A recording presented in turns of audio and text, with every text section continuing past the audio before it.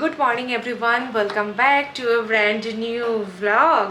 আর mini blog তো আমি প্রায় দিতেই পারছি না, তোমরা জানো সিচুয়েশান কি। তো তবুও যতটা পারা যায় আমার পক্ষে যতটা সম্ভব একটা পেশেন্ট, একটা ছোট বাচ্চা সবকে সামলে যতটুকু সম্ভব ততটুকু শেয়ার করছি। আর একটু পরিস্থিতিতে স্টেবল হয়ে গেলেই তখন আমরা এখানে একটু একটু বেরোবো, তখন তো তোমাদের সাথে শেয়ার করবই যে কোথায় বেড়াচ্ছি না বেড়াচ্ছি।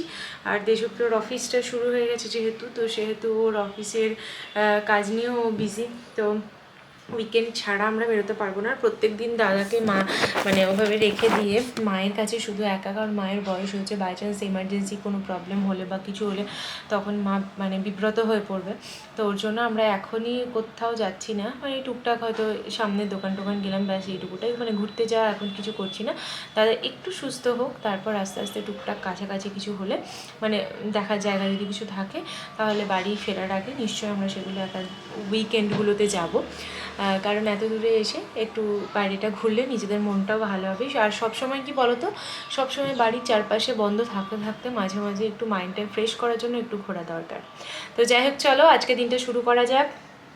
কি হবে না হবে, কি করছি না করছি, যতটা পারবো তোমাদের সাথে নিশ্চয়ই শেয়ার করবো।